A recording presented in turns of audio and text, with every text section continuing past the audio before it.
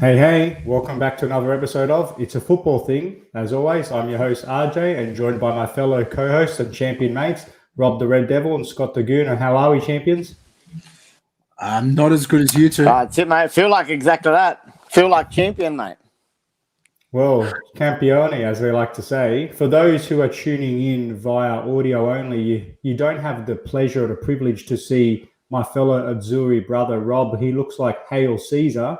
So I think we might call him Caesar from time and time again on this episode. But for those who have joined us via YouTube and in the live chat, we really appreciate your support. And don't forget to hit that like button and subscribe so it helps us to reach new viewers. But before we get into any of that fun stuff, I just want to say what a tournament from the Azzurri. England played their part, but rather than it's coming home, it's coming to Rome. So boys, let's get kicked off into what's a blockbuster evening. Look, you know what? I feel like this next little segment is just going to be you and Rob doing your thing, doing your celebration. So I'm just going to say my couple of things at the beginning and then let you two go. Wake me up when you're both done, all right? But before I do, welcome to all the legends in the live chat. Patrick, RC Bayern from Chelsea Fan TV. Daniel, good friend of the show, Daniel. Welcome to all you guys. We hope you enjoy it. You'll probably enjoy it a little bit more than me. For me, I was neutral. I really didn't care who won. I knew if Italy won, this was going to be painful with Utah. I mean, looking at Rob's tiara, dead set. I'm ready to walk. And I knew if England won, my Twitter would just be swamped with "it's coming home" propaganda.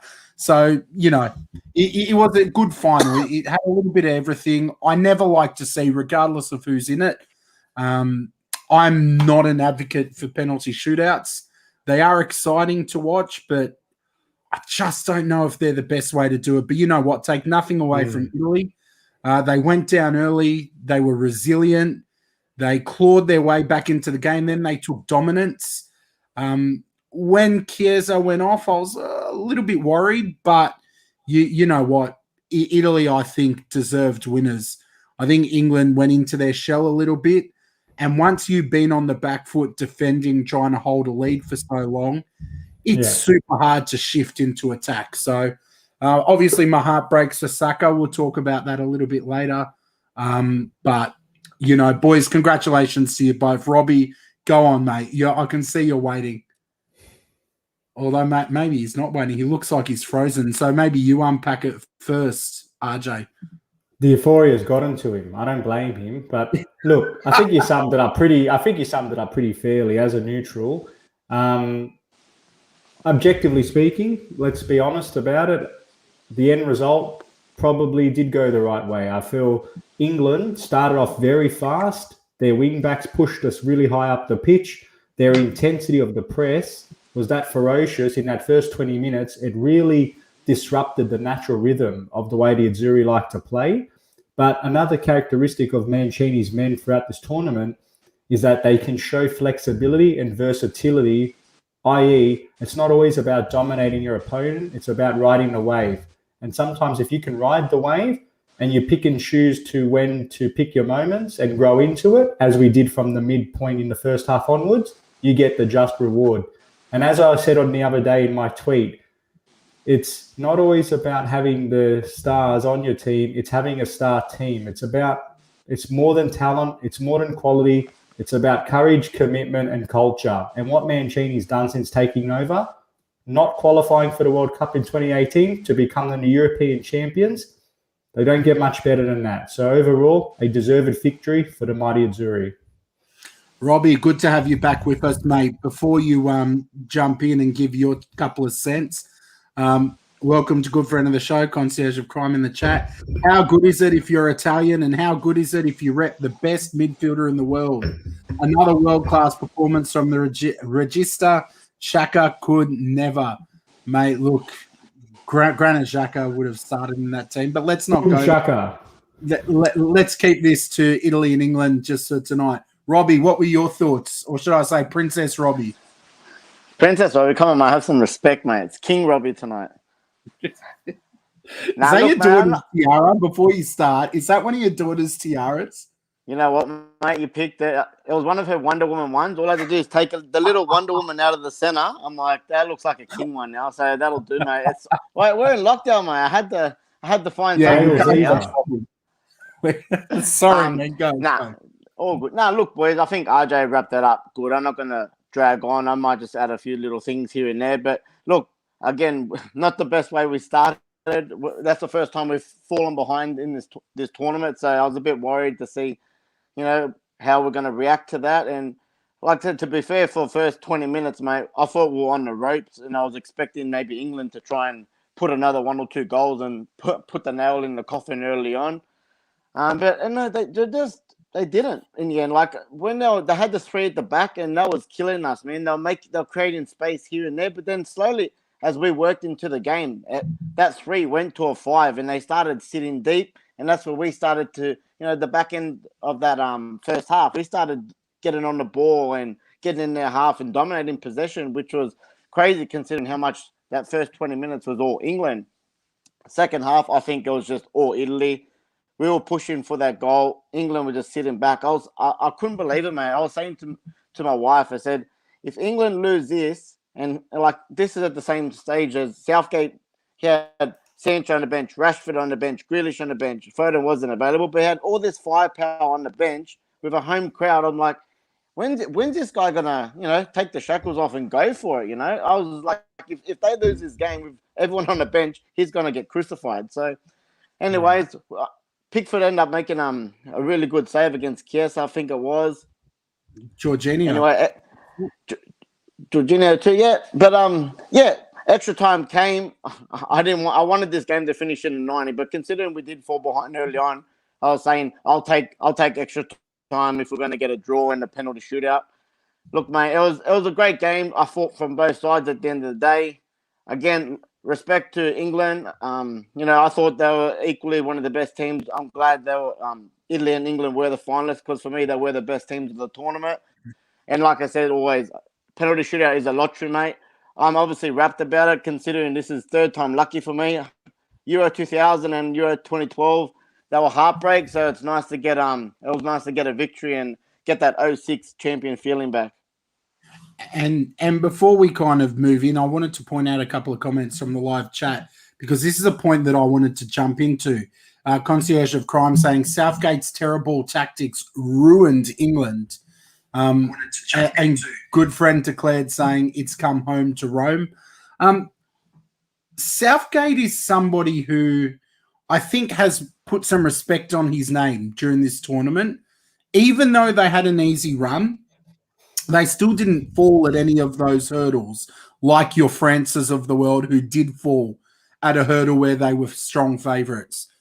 To me, and I pointed it out before, it was going to be a real tactical battle between someone who knows the streets, is street smart like Mancini, someone who has had a lot of time with that squad, knows the English game as well from his time at Man City. I think he just outclassed Southgate. He won that battle of the wits. To me, once England hit that goal, they needed to kind of keep pushing. They had that home crowd advantage. Wembley was absolutely pumping. To me, I just think they needed to keep attacking, and they seemed to fall back a little bit and want to just hold possession and try and frustrate Italy.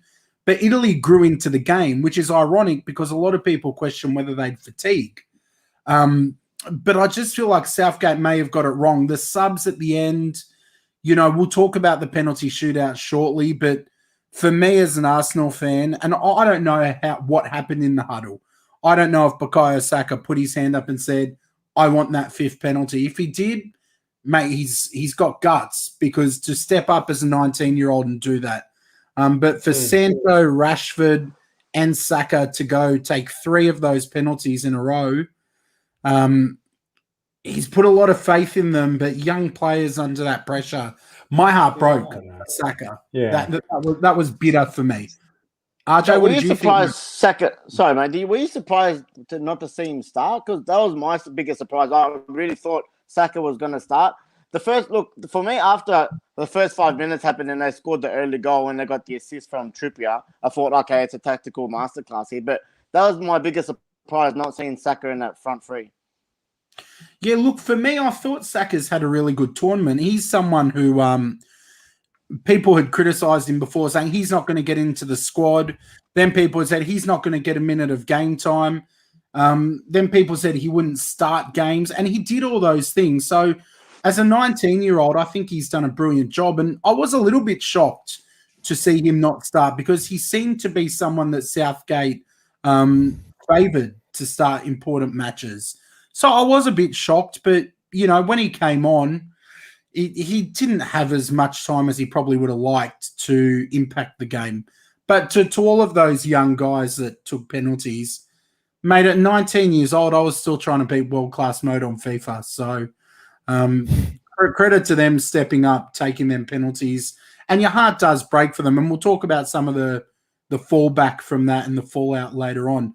RJ, what did you think of the shootout and the tactical battle between the managers? Yeah, so I'll work my way sequentially. So I thought, firstly, like I said, England started off really well. Their intensity was really strong. It was only a matter of, for me, I question whether or not scoring so early actually had a detrimental effect on England because they were so good defensively throughout the tournament.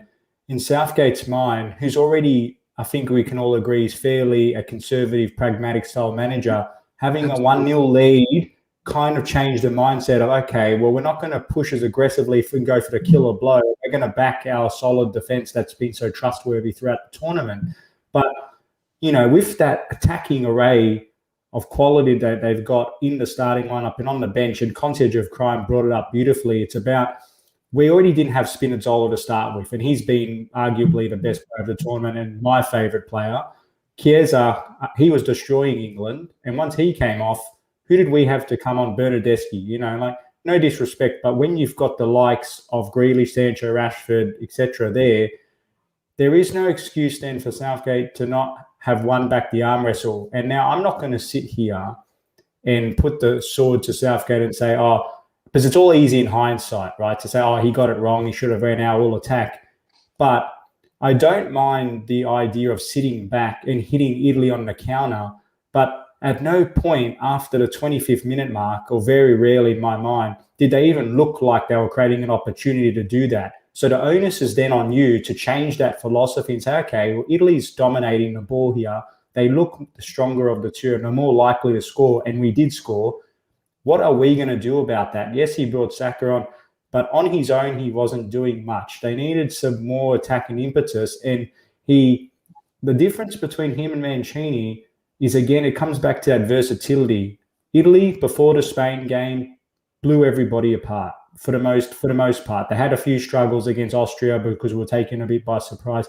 But against Spain, we respected the fact that they were better on the ball, so we decided to be a little bit more conservative, and we still won in penalties. But England, after the success they had against Denmark, they decided to keep the exact same formula. And even with the penalties and the substituting the sub with Henderson, which I thought was strange, it's just what goes to show you that just because one thing worked in one game doesn't mean it's going to work the next game. And he just failed to read the situation. And that's the difference. Mancini saw that it wasn't panic stations after the second minute. We recomposed ourselves, we weathered the storm, and we eventually took control of the match and worked our way, which we really should have won in the 90 minutes. But surprisingly, we took our foot off the pedal in the last 20 minutes and didn't go for the killer blow. I felt we looked a bit more composed and relaxed heading into penalties, despite us fans not being so comfortable. And in the end, the penalty takers all did a pretty good job, except for, you know, obviously Jorginho. I think that was part of his pantomime act to make you feel like you've got a chance, miss it, and let Donnarumma become and be the hero. On that point, just before we stray too far from Southgate and Mancini, Robbie, I want your opinion on this, because in the live chat, Declared's asked a really good, he's made a good comment. He said, the question is, has Southgate done a masterclass, or is England's squad that good that it could have been better and he's holding England back? So do you think that Southgate's holding them back with that squad, or do you think he's done a really good job with the squad? Param seems to think, as much as he was naive in the final, Southgate needs to be credited for turning around England's performance and relationship. So what are your thoughts, Robbie? Is he holding them back, or has he done a really good job with them? I'm more on the side of the fence that I think he's done a really good job, to be honest, man. Like I said, compared to the England we've seen in the past, all the superstars and, all the hype and pretty much the country and the media running the team instead of the manager, if you know what I mean. Like, he's got them to a final. I think, in the final, that was the first goal they conceded from open play. Obviously, it was just in the semi-finals, the free kick, which was the set piece. As everyone knows, defenses win championships, you know what I mean? And he has the thing is, he had all the firepower there, but they still got there with on a solid defense and just scoring that odd 1-0 goal. It's ironic. It's nearly the Italian job of old. And if you were to look at this tournament from the start and you look at the paper, England's got all the firepower. You'd think they'd be all out attack, and everyone that hasn't seen Italy previous to this tournament would be thinking Italy of old is just going to be defensive, hit on the break, win 1-0 or something like that. And this tournament was completely the opposite. We were the ones that like to have the possession and attack and score the goals, and England won nearly all of their games 1-0. So for me, I think he's done a really good job, man. He got him. I know, again, everyone. I was listening to TalkSport the other day, and they said it would have been interesting to see if they had the Italy route. They had to go. It would have been interesting to see if they got through a Belgium, if they got through a Spain, and then obviously got to a final after that. But we'll never know that. But all I can do is respect that they made a semi-final in the World Cup. They've gone another step forward, and look, they've got a great young team. The World Cup's only next year. Who knows what could happen? He could go one step forward again. So for me, I'm on the side that he's done a good job. Yeah, look, to me, he keeps his job. You know, and I really like this comment in the live chat that the English team has looked a strong unit, which has been rare previously. And I have to agree with that. I feel like that squad is a unit. I do want to quickly talk about the penalty options. The penalty options for England, because to me, one thing that team doesn't have is a lot of kind of certified penalty takers. When you look at Harry Kane taking the first, I don't have an issue with that. You want to start with probably your best penalty taker. Harry Maguire absolutely belted it. Best penalty, I reckon there was, to be honest. Yeah, it was an absolutely cracking penalty. But then you had Rashford and Sancho subbed on for that sole purpose of taking a penalty. But they hadn't even had time really to get warm. Between them, I don't even know if they had many touches prior to that shootout to then come on cold and then hit a penalty against someone like Donnarumma, who's a big unit and one of the world's best goalkeepers. I don't know how I feel about it. To me, I agree with this from Concierge of Crime that Saka was thrown to the wolves, considering the more experienced players. Again, without knowing how Saka ended up taking that fifth penalty, you just have to think Southgate's someone who's missed that decisive penalty. You would think he'd kind of protect that player from it. It just comes back to, look, I'll jump in here because I read a lot about Southgate's comment. At least he took some ownership and said, look, the penalty takers were on me. The players didn't go in a huddle and just, pick from a straw. This was decided through training, through experience, through statistics that support who are the best players percentage-wise to take them. Rashford is a great penalty taker normally. Absolutely. Sancho can take penalties. And Saka is an attacking player. And you even had players like Grealish come out and say, defending himself, saying, it's not that I didn't want to take it. You've got to respect the manager's decision here. So I think, and like Southgate did, he took ownership. And this is my point about him being compared to Mancini. All of the statistics and all of the supporting data that says these players should have taken it don't compensate for the fact of what's unfolding in front of him. And like you said, Scott, these two players came on without touching the ball in a high-stakes situation, you put the faith of your country on a 19-year-old. Is that something that the background statistics and data is going to show you? No, you've got to read the situation. And I don't think he is that tactically flexible or mindful to understand what to do when confronted with some very big decisions. So I think that's what his downfall was. It's not about doing your homework before the tournament, because had Rashford scored that penalty, let's not forget, they were in front at the time. If he scored, Italy bow out, all of a sudden Southgate is the best manager there is in the European competition. It's by fine margins, and the amount of dramatic shifting from Southgate to being a tactical genius to being an English flop is just so strikingly funny to watch the commentary unfold, especially on Twitter. But I think it's just to highlight the fact that these things happen in fine margins, and poor Saka, as you can see, he was inconsolable. Poor Rashford, that was a beautiful penalty. It was the width of a post away. And these things happen. That's football. See, to me, I don't think Rashford's was a good penalty. You know, I feel like he was waiting. I hate those stuttering penalty run-ups. To me, he was stuttering, and I feel I'm no expert. I'm a bit of a hatchet man when I play, but I feel like he was waiting for Donnarumma to flinch. But he got it right. He sent him the wrong way. Like, you can't say he 100%. didn't technically right. Yeah, but you know what? I feel like the stutter has thrown him off. But again, Saka blasted it. Sorry, boy. Yeah, he had Saka was the same, and Sancho. They all had the little twinkle toes or the stutter. But for me, I've got nothing against them, mate. That's a special and a ballsy technique. I told you, Balotelli number 1, Jorginho number 2. They're probably one of the 2 best penalty takers we've seen in the last 5 years. They do the little stutter, and it nearly works every time. Fernandez, and exactly what RJ said, he sent Donnarumma the right way. It kind of reminds me a little bit of the Mighty Ducks, mate, in how he's saying, 6 inches inside, that goes in off a rebound. Yeah, but he almost stopped. Jorginho, when he stutters, Jorginho doesn't come to a stop. It's like Rashford started stuttering, and I'm not chucking any of these young guys under the bus. I'm just saying I found it odd. And I also want to give props to Donnarumma, because to me, him staying and holding his ground the way that he did put Rashford off to me. I know he went the wrong way, but he held his position long enough that Rashford's almost come to a stop. He's almost stopped with his stuttering. But you know what, Scott? It's funny.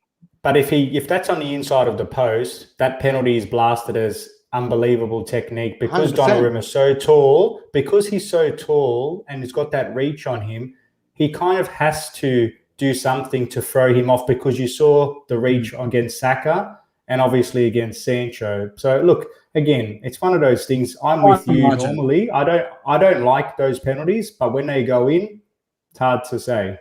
No, just to hold on, I just want to acknowledge this, Robbie. No, mate, I wasn't happy to see anyone miss, to be honest. Like, it was an Arsenal player, and it was one of our brightest prospects that missed the decisive penalty. People aren't really going to remember Rashford's miss or Sancho's miss as much as they remember Saka's. So definitely not happy to see him miss. I actually think it was better goalkeeping. I think the good goalkeeping and that standing his ground kind of forced Rashford to stop and then lose his momentum. But, look, we're not always going to agree. I do want to bring up another comment from here, boys. Absolutely finest margins in penalties. Agree there. Amaya, I hope I've said that correctly. Welcome. First time we've seen you on the live chat. I don't know if you boys saw the tweet from Grealish coming out saying, I don't know why people are saying I didn't want a penalty, because I told Southgate I'd take one. What were your thoughts on that tweet, RJ? Did you see it? Yeah, I did. And I think I brought it up before, because Roy Keane was, he's got a big personality. And I fully understand that. Like you said, in those high-pressure situations, and we even saw it with Ronaldo, he handpicked, who was it, to come out and take it, because he trusts that experience. But ultimately, for me, I don't like having those situations where a player has to come out and defend what they've done. The manager's chosen, and pundits, they get paid to make comments. Football's a game of opinions, and Roy Keane can say what he wants, and everybody can say what they want. But I kind of feel for players that didn't take the penalty, they get scapegoated for throwing Saka and Sancho and Rashford under the bus, because at the end of the day, the manager makes the decisions. And to Southgate's credit, again, he came out and took ownership of that. Don't blame Grealish. Don't blame Phillips. I'm the gaffer. I make the decisions. The players missed it, and that happens. You've got to move on. You know what I mean? People are over-engineering this. Yeah. I completely agree, man. Like I said, if Saka's was the last penalty in this and he won the Euros, he would have been knighted. So it's two sides of the coin, mate. And you look at their penalty takers, like we said before. Kane, he's a penalty taker. Rashford. The only one I was worried about was when Maguire stepped up. If I was an English person, when he stepped up, I'm like, I said, okay, we might have a chance, and his was probably the best of the lot. So when I did see your Rashford and your Sancho, knowing that they are takers, or they normally take penalties, they're the ones that Southgate was probably thinking, this is a certainty nearly, you know? Yeah, it was interesting. We also, moving on from the actual action on the field, we had plenty of action then in the stands and outside the ground. There was all of the controversy. Actually, you know what? I'm going to change that word. It's not even controversial, because anyone that's got their head screwed on knows it was absolute nonsense and not on. But the racism directed at those three young guys via Instagram, it's reared its ugly head again. We talk about it all the time. But they copped some horrible flack. But what I did like was that I was seeing so many people unite behind them. All of the people out there who are decent people, who have their heads screwed on, were coming out and talking about how they need to back these guys, and you win together, you lose together. So I actually feel that camaraderie is still there, and the majority of English fans did the absolute right thing. But you did see those scenes again, like something out of Green Street Hooligans. You had the disgusting scenes outside the ground. You had the fighting. You had all of that. Even before the game, they tried to all charge in for the seats and stuff like that, mate. How many people could have got injured? All the police, like, what's the go there, mate? I know there was empty seats, but like I think they said today, this is pretty much thrown their bid for the 2030 World Cup on the fire, mate. Yeah, even the fans, like you even saw, I've already reports that some fans who'd come far and wide with their families couldn't even go get their seats because some of these hooligans that broke in stole them or intimidated them. And you saw that pretty disgusting footage where, you know, one of the Italian fans was getting kicked and hit on the ground by a bunch of drunk, you know, we can't even call them fans, we'll just call them thugs. You know, I feel sorry for the tournament organisers to an extent, because they do months and months of preparation. They get all the security protocols, but clearly what transpired was that they simply weren't good enough. And I think that, unfortunately, despite all of the great on-field action, including the final, to have this kind of controversy and bad look for the game really puts a sour note on it. So they're very disappointing actually to watch that, including some of my friends who were there and are caught in the midst of it all. But you know what, the one kind of positive is that people in humongous numbers are coming out and supporting these young guys. I mean, Tottenham Hotspur put out a tweet supporting Saka, saying they don't condone any of that. And we're enemies, rivals, and they've come out and backed him. This is bigger than football, this racism, this abuse. So to see things like that, to see opposition fans coming together, all of that is nice to see. You just wonder when this is going to end. And I think until people need to have some kind of ID verified before having a social media account, I don't think we see the end of it, unfortunately, which is really sad. Just a couple of comments from the live chat you can see from Adam there. And people wonder why a lot of Englishmen don't follow England. And I think that's really sad, because a lot of people seem to be on board. There was that team harmony this time, and Daniel saying it's more like a Royal Rumble. So, boys, but it was a big final. Congratulations to you both again. I know you're both very proud Italians. And to me, Scott, check the preview episode. I called the final. I called the winner. I never get anything right, but this will go down as one of my great predictions, and I'm ready to put the Q in the rack, as they say. Forza Italia. Yeah, well done, mate. You did call it. Speaking of some more of our predictions, they have named the player of the tournament and the young player of the tournament. Congratulations to Donnarumma, who was the player of the tournament, and to Pedri, the young player of the tournament.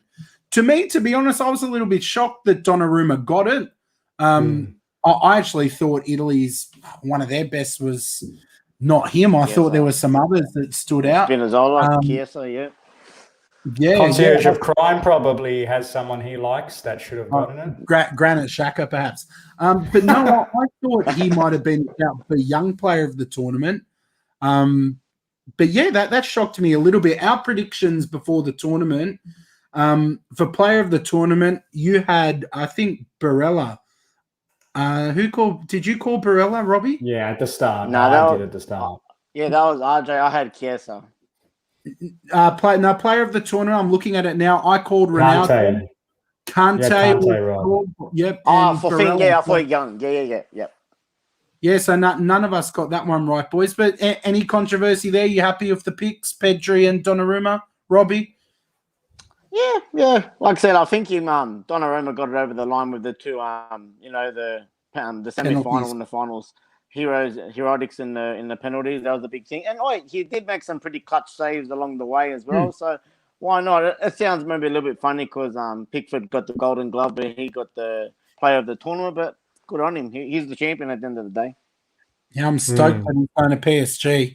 Jeez Louise. As if they needed him. RJ. Yeah, no, I think he definitely would have got my clutch player of the tournament. And Pedri, I'm a big fan of what this little young bloke's turning into. I think he's going to be a great player unfortunately, he's not Italian, but we can't have them all. But yeah, quality player. And the player of the tournament, I actually would have given it to the Regista as well, Jorginho, in my opinion. Yeah, okay. Interesting. Couple of comments in the live chat. Adam saying, congratulations, boys, on your efforts, keeping us all updated. Thanks, Adam. We know you give us a lot of support, mate. For all of you in the live chat or who are watching, please hit that thumbs up. Give the video a like.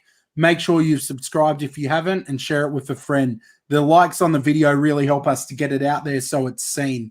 Daniel saying he agrees. Donnarumma surprised him, but he does deserve it. And as a proud Italian, I'm sure Daniel has no issues with Donnarumma taking it. Boys, what about goals of the tournament and even maybe a save that stood out for you? I know the tournament had some cracking goals. Robbie, you said you went back and watched all of the goals today. Which one stood out for you, mate? What's your goal of the tournament? Do I have to pick one? Or can I have at least three? Come on, there was like 150 in the tournament. Rajay, what do you reckon? Do we give him three? I'm going to give you three anyway, mate. Go on. Like a quick fire. I've written them down. I'll be quick, but for me, Yarmolenko's goal, I really enjoyed that one against Netherlands in his first game. I got the Pogba goal, obviously, against Switzerland. I thought that was a banger. Insigne's goal against Belgium. And the last one I've got is the only free kick of the tournament, Damsgaard's goal against England. I thought we said three, Rob. No, that's mate, four, sorry, mate. I'm glad you wrote it down. Four like the stars, mate. 4 stars, 4 goals. RJ, I know Rob's pretty much named every goal of the tournament, but did one stand out for you, mate? Yeah, obviously the Schick one was unbelievable. That's, a worldie. But for me, Insigne's one / Chiesa's one there against Spain. Yeah, and cool. And the saves. Oh, yeah, go on. And the save, just quickly, for me, the double save by Patricio against France, Pogba's long ranger, and then the follow-up after that was unbelievable. Yeah. I've got that. And done a great job. I had the same. Sorry, Robbie, you cut out, mate. No, I had the same. I had the double Patricio save. I thought that was world class. That was a cracker save. And you know what? I'm going to give a quick shout to Pickford in the penalty shootout in the final against Jorginho. That was a great save, man. Interesting. There you go. Right. The moral of this video is you pick one. No double, triple, quadruple dipping. Param agrees with me. It was that Patrick Schick goal against Scotland that you've mentioned. Absolute worldie. The vision and accuracy to hit it from there, brilliant. And Daniel calling the Insigne goal.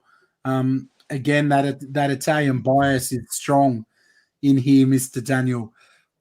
Boys, it was honestly an absolute cracking tournament. I know that we did put out a question of the week where we asked for some people's favourite moments. Maybe while we're just getting some of them together, I'm going to go out on a limb. I'm going to take a big risk here and guess that for both of you, the favourite tournament was the favourite moment was maybe Italy lifting the trophy. That's just a given, mate. I told you I've got more than one again. I've got about another 3 if you let me. Go on, Rob. Do it, mate. 3, not 4. All right. So I've got the fans and the atmosphere for me because I don't know how we lived without it for a year and a half. I've got the whole togetherness of the footballing world for the Ericsson moment. And, obviously, Italy lifting, but Petrelli opening the opening ceremony. That was a bit of a highlight as well. I thought that was a great opening. Okay, yeah, I'm happy with them. What about you, RJ? Yeah, aside from Captain Obvious, as you know what you said, I actually really enjoyed. There's one goal that stood out for me. It's more of just a build-up. Locatelli against Switzerland, where he played that long first-time hit, and he made his way into the box, and he just finished it offside foot. I just thought that was crazy, but. Quick shout out to the great Optus coverage. They, made our viewing experience down here in Australia all the more enjoyable from start to finish, including the pre and post game shows. So, great job to those guys. Yeah, there's a couple of comments in the live chat I wanted to point out. Declared saying that Luka Modric's goal from the outside of his right boot against Scotland is better than Schick's. Yeah, you know what? I actually forgot about Modric's, and I don't know how I did. That was a cracker of a goal. Yeah, even Christensen's rocket as well. Bullet. Yep. Yep. Adam saying Malta to make the next Euros. We can only hope, Adam. We can only hope, my man. And speaking of Optus country, the cracker, has David Davidovic been found in Lygon Street? If we find him, we'll have to get him on one day. If we find him. Yeah, mate, he was excellent. I'm forever going to know those famous words. The fans, they're up and about. They're up and about. That's his favourite new line, I'm telling you. Oh, jeez. Look, in terms of the question of the week, Tom as well, who we had on a couple of weeks ago, absolute legend. Tom said that for him, you have to take the positives from the Ericsson incident and the way that it highlighted the need to be educated and prepared for those situations. He also agrees that the return of the fans, the tournament simply wouldn't have been the same. And from a United view, he was happy to see Maguire and Shaw getting some respect. I don't know if you guys had any other kind of responses to that you wanted to call out. RJ, do you have some? Just from Crispy04 on Instagram. For me, it's the resilience of Denmark from Christensen Eriksen to the semi-final heartbreak. Based on how Pickford went against Italy in the shootout, could have gone either way had that game went to penalties versus Denmark. So, yeah, did we also acknowledge, I think, that Chelsea pod had it on Twitter as well, but I'll have to find it. I thought he made some very good comments regarding his highlights being an England fan and watching England play a strong tournament and get to the final despite the heartbreak at the end. But great guys, that Chelsea pod. Go check them out. Absolutely. Robbie, did you have any you wanted to share, mate, before we move on? There's just a couple on Facebook, mate. Glenn Baxter, he just said, great tournament. Good to see that the best team won it on the day. And a few people in general just wrote, how good was it to have the fans back in the stands and hearing some real atmosphere? Yeah, absolutely. And it just kind of G's me up for the Premier League to kick off in 4 weeks and with full stadiums again. So will be very interesting. Daniel's made a big call here. He says next goal is for Italy to win the World Cup next year. We'll see how they go playing in Qatar, mate. It's a very different climate to Southern Europe, but we'll have to wait and see.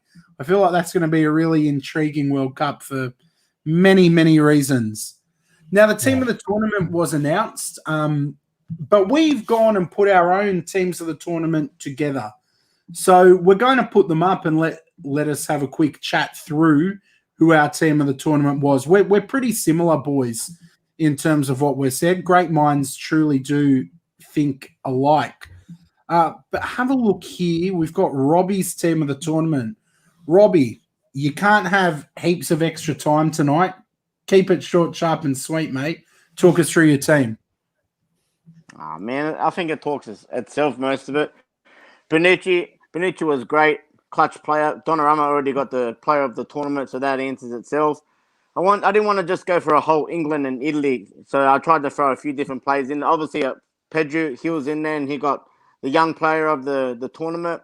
I thought Shaw, for me, I reckon he would have been up in the top 5 for player of the tournament. Not because of United bias, but I really thought he was great, mate. Couple assists, got that banger goal in the final. I thought he was really good all tournament.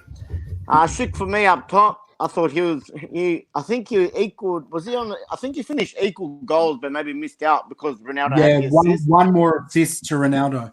So I thought he done really good. Sterling and Chiesa, again, both clutch players in big games. And Dumfries, I threw him in there as well. I thought, when Holland started the tournament quite good, and he scored a couple, important goals for them. And I think the only one I'm missing there is a Kaya from Denmark. Great tournament also. So, yeah. Robbie, you're getting a bit of stick for your team, mate. From who? Declare wants to know where Jorginho is. Mate, honestly, between Verratti and Jorginho, it was a toss-up. And another one, replace your Man United mate with Christensen, Rob. Oh, mate, that's Chelsea. That's Chelsea bias hard. 100%. Well, look, I'm a bit nervous to put mine up now with Chelsea fans in the live chat, but let's have a look at mine. Look, pretty similar.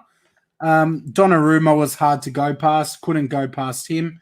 I went with Maguire and Chiellini, even though Chiellini almost took Saka's head off. I think that that experience he's got and that bit of fight makes him a real asset to any team. I probably would have gone Spinazzola had he not been injured. But, that injury, I think the next best was Shaw. Walker, to me, it was tight, but I think he had a decent tournament as well. Dumfries is a good shout, though. I didn't really think about him. Declared will be happy. I've put Jorginho in there. I put Jorginho, Calvin Phillips, and Pedri. I would have had Pedri a little bit higher up. It just didn't format the way I wanted. I think Calvin Phillips had a really good tournament. I actually think he performed better than Declan Rice, to be honest. I know Declan Rice gets a lot of hype at the moment, but again, not by a whole lot. I think both players very similar. But for Calvin Phillips, I think this was a really big point in his career. Declared likes my team. I'm glad I've made him happy. Obviously, Chiesa and Sterling, hard to go past both of them. And Patrick Schick up there. I think he had a really good tournament. And when you consider that he's not playing with guys like De Bruyne or Pedri or, with really strong attacking players, I think he did a great job. One more comment before we look at RJ's. Scott putting Jorginho in is impressive. Give that man a Milky Lane.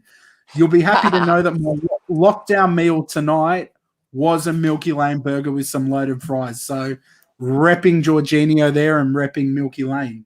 RJ, let's look at your team. Wow. Well, I think we're pretty similar in some respects. For me, I went with that core of the Italian back three, I suppose, with Donnarumma, Bonucci, and Chiellini. And I picked that from a chemistry perspective, acknowledging the great tournament Christensen had, and I think he's come on really leaps and bounds for Chelsea. And then obviously with Denmark, considering the traumatic experience they had, obviously Harry Maguire and John Stones did equally well, helping keep England, solid as a rock at the back. For me, I know Luke Shaw had a fantastic tournament, but I genuinely believe Spinazzola was a game changer, and I thought he really, had that injury not happen, Italy go on to win more convincingly. I think he was that important. I actually wasn't even going to put him in left back. I was actually going to put him in place of Sterling in left wing just based on how attacking he was for us. But so influential in both sides of the pitch, and his injury was heartbreaking to watch, but I know he'll come back stronger and better than ever. For me, I went with Kyle Walker on the right. He did start off reasonably understanded for his sake. He had a few mishit passes, but for me, he was one of those silent and quiet achievers that his recovery pace is so important. his physical presence. He rarely gets beaten one-on-one. He's just so reliable. I would have picked him. And then I've got the pivot there of potentially a future Chelsea pivot in Jorginho and Rice. Jorginho, metronomic, crucial to Italy's success, was the one key player in that midfield that was a given, always there, no matter what. Ice cold in the semi-final. And I genuinely believe he missed that penalty on purpose just to stir the pot a little bit. In all seriousness, Declan Rice, I know what you said about Calvin Phillips, and I thought he had a fantastic tournament as well. But for me, I just think he is a nice balancing act and was one of those players that really helped enable some of his front players to get involved and allowed the likes of Calvin Phillips get more advanced up the pitch, almost like how Kante does in a lot of respects for Chelsea when he is less disciplined and just pushes his way up there. Pedri speaks for himself, a blessed talent. Sterling, as much as I'm not a big fan of his antics at times, had a really strong contribution, and I'm glad he did it in the final. Chiesa, another fantastic tournament. And Schick for me, just because of not the amount of goals, but the quality of goals and the team and the service he was getting. So that's my team, ladies and gentlemen. Yeah, good team. And Popular declared likes it. He feels like De Bruyne was one of the best players for the time he played. Yeah, that's a good shout. But he also likes yours. 2 Chelsea players. I only counted 1 in there, but who knows? Maybe my maths isn't very good. In the official team, we won't put it up. It was pretty similar to ours. The only real differences were Lukaku up front and Pierre-Emile Højbjerg in the middle. What did you boys think about Højbjerg and Lukaku? Did they come into your thinking, or no, you think they've got it wrong with the official team? Yeah, you know me, boys. I'm a massive Lukaku fan. I was surprised when I seen him there over a Schick or Ronaldo or something like that. But yeah, like I said, they didn't for how many for all the stars in their team. They didn't go as far as everyone thought. You know what I mean? So compared to a Schick, he outscored him. He got further in the tournament than him. So I thought when you're looking at head, I thought he would have won it in that aspect. So yeah, Lukaku was a little bit of a surprise for me. I thought Højbjerg was an interesting shout. I think he had a really good tournament as well, but I would have probably even put Granit Xhaka in there before him or someone like De Bruyne. But yeah, it was an interesting shout. I don't know. RJ, did Lukaku or Højbjerg shock you? Yeah, a little bit, but you've got to appreciate the bigger picture. They're trying to get as many countries represented as possible, even if they're not factually the best players. So I think that very much factors in, because if it's all Italy players or all England players, it's like it's meant to represent the whole tournament. Did Ronaldo not get in, just to confirm? The Golden Boot winner didn't get in the team of the tournament. Nope. Yeah. That's interesting. I agree with that, to be honest, but yeah, I find that odd. Because Donnarumma also got in, but obviously Pickford got Golden Glove, so there is a precedent for it. It just sounds funny to not have the statistically best contributor not in the team of the tournament. That's all. Yeah, interesting comment here. Lukaku yet again didn't show up for the big game. It's hard to take the top spot. Yeah, I guess, but I mean, to me, there were a lot of teams and players that didn't show up for big games. I find it hard to hide my disappointment with France. I really feel like they should have gone much further in this tournament, but there were a fair few disappointments.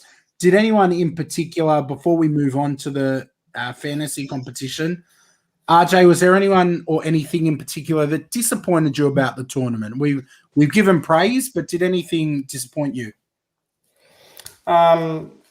Disappointment. That's a really good question. I haven't had thought about it. I suppose apart from the obvious controversy in the scenes that marred the final, I think probably what disappointed me a little bit was towards the final games, some of the very high officiating standards slightly dipped. Yeah. There were some more controversial moments. I'm not saying they absolutely bottled it, but I think their standard just wasn't able to be maintained, but still one of the best I've seen.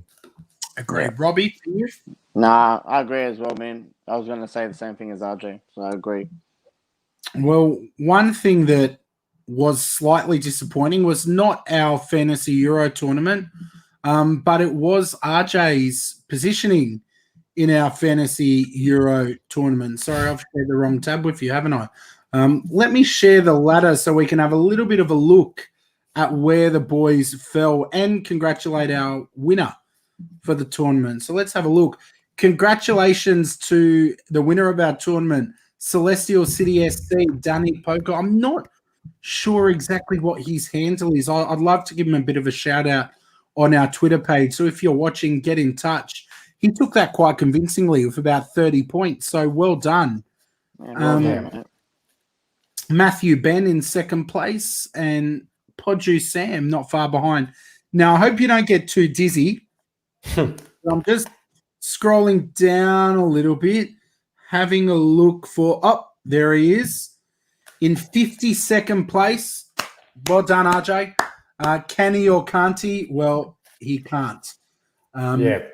So, RJ, commiserations, mate. You did win our Premier League tipping comp, but 52nd place is a little bit disappointing. What do you have to say to yourself, mate? Well, no one told me you were able to make transfers from each match day. Maybe I should have done that. So that's lesson learned as a newbie. I'm not the most experienced. I'm not like you young kids on the block that have all the time in the world to play around looking at fantasy teams. I just signed up for bonus points, mate. I'm too busy picking the tournament winner. Who has time for fantasy? That sounds like excuses. Now, Robbie and I were neck and neck throughout the tournament. We were a little bit, there's our friend declared, 38th, not too bad, respectable.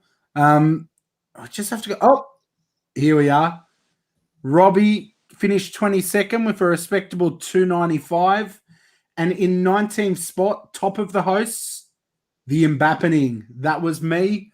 After coming last in the tipping comp, I need to bask in some glory tonight because you guys got a European Championship to celebrate. So you can enjoy that. I'll take my hosts fantasy league tournament, whatever you want to call it, title. But I want a trophy made up, boys. But Robbie, where did you finish? Sorry? Where did you finish again? Out of the three of us, numero uno. It's a typical Arsenal fan celebrating a trophy for finishing somewhere near relevance. 19th. So congratulations. No, I finished 19th, but I'll equal 19th. But I'll take that. Do you want the crown, Scotty? Do you want the crown? Wouldn't fit on my big head. Boys, quickly as we're getting close to wrapping this bad boy up. We've all said how much we enjoyed this tournament. To me, it's been one of the most memorable Euro comps. It's been great. Maybe it was because coming out of COVID, maybe it was them being back on lockdown for parts of the tournament that I got to really take it all in. But I love this tournament. Let's try and give it a rating out of 10. I know that's hard to do, but to me, I would probably give it, from my perspective, an 8. The only thing that disappointed me was obviously France's performance. Absolutely disappointing. And the fact that, like you said, RJ, I was so full of praise to the officials. I felt it just slightly slipped at the end. But, yeah, 8's a pretty good score in my eyes. What do you think, Robbie? What was your score? Yeah, I'm going to give it a 9, man. I said for me, it was nearly a perfect tournament. Obviously, not just because we won. I just enjoyed the whole thing. It was the 60th anniversary. It's the first time they've done it in numerous countries. I thought it was, in a special way, I thought it was nice that, you got to see different countries and different people get to come. It's normally nice to have a big festival in one, but it was something different for a change. I thought that the quality of the tournament was great. And I think that let it down at the end was just a little bit of the hooliganism in the final, man. But besides that, it's a 9 for me. What about you, RJ? I would say 9.5. I'm probably a little bit optimistic. I just felt there was those little imperfections, the degradation of officiating as the tournament progressed, but nothing material. And for me, what unfortunately was those final scenes in the final that just act as a bit of a sour note. But overall, the goals, the saves, the passages of play, the emotional story and how the football community came together following the Eriksen trauma was just one of those experiences that this tournament was able to shed a bit of light in what's been a pretty challenging time globally. So, yeah, an overall fantastic tournament. Just want to point out Tom's comment. Welcome, Tom. Tom said a tournament in multiple countries with no proper host nation took away from the tournament for me. Yeah, you know what? I do agree with that to an extent. I feel like England got that they were pretty much the host nation when it got to the business end. But if that's the biggest problem we have from a tournament, I think it's been pretty successful. Boys, before we do wrap this up, just really quickly, I wanted your thoughts on something else that slipped my mind. I saw a lot of Twitter stuff and news articles slating the England players for removing their runners-up medals straight away. And I know we moved on from the game, but I really want to hear your thoughts quickly. Do you have an issue with them removing those medals before they're off the podium? Do you think it's a little bit childish, or do you think, no, it's no problem? Robbie's dropped out. RJ, what are your thoughts, mate, on that? They both dropped out. It's just me. Well, to me, I think it's a little bit petulant, but I can understand those guys have just lost a final, so it's probably a real gutting feeling, and they're not thinking in the moment. I don't really have a huge problem with them taking their runners-up medals off. Just shows that disappointment that we all have sometimes after a big defeat. Robbie, you're back with us. Do you have an issue with them removing the runners-up medals? Not really, mate. I think it's each to their own. Some players are happy to get to the final for their country. Some of them are like, yeah, we just want, only some players are just, we want the win and that's it, and nothing else matters to them. So yeah, I don't bat an eye. If you want to take it off, fair enough. If you don't, good luck. You came second in the final. It's like a silver medal. Yeah, RJ. Yeah, I have no issue. I actually would have added to a bit of the drama if they took the medal and threw it somewhere and just sort of added to the hype a little bit and said, we're not done yet. This is only round one. But, people handle losses in different ways. They weren't disrespectful.